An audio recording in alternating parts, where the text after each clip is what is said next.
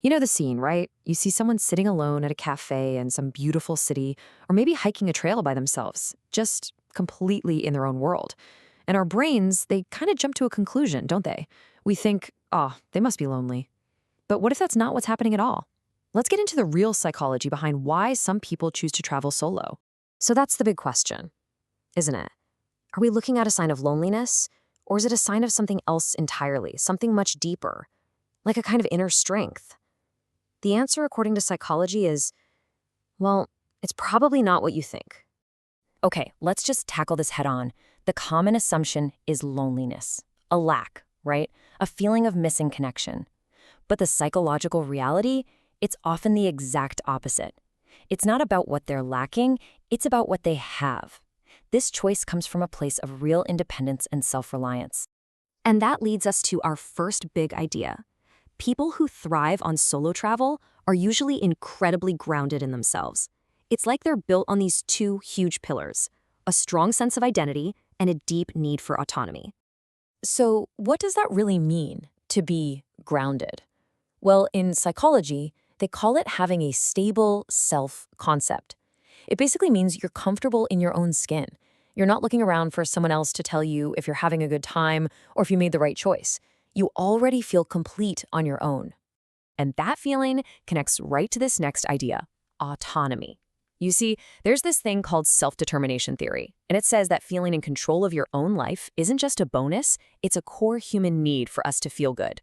For a solo traveler, being able to wake up and decide the entire day's plan without one bit of negotiation, that's not just convenient, it is pure psychological comfort. It's freedom.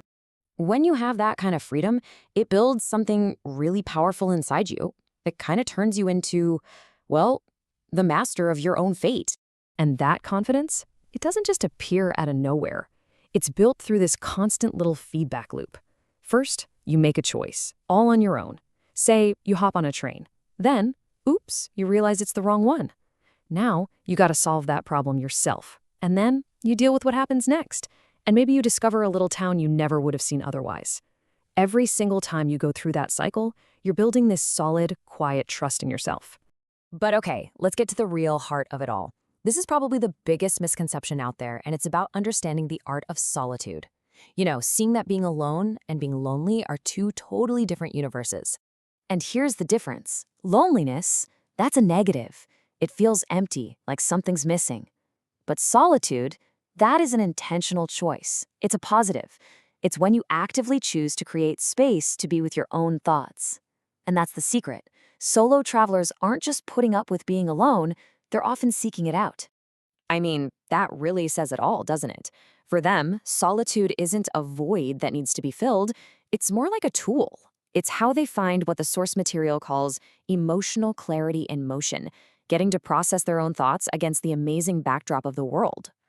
And that brings us to the final, and maybe the deepest reason for all of this.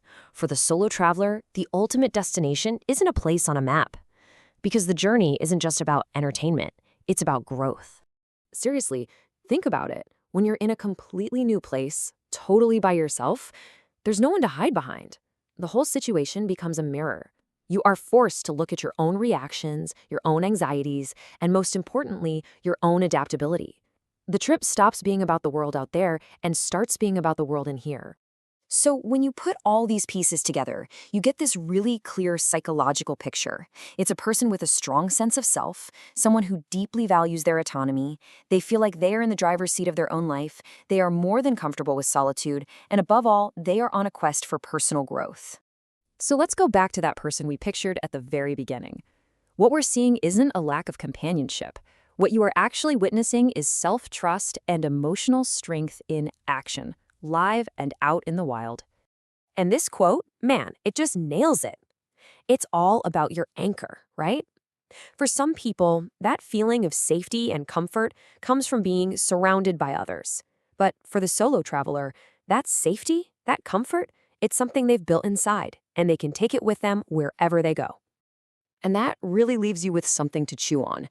The idea that maybe travel isn't just about seeing new landscapes, but about discovering your own internal landscape, which poses a question, not for me, but for you.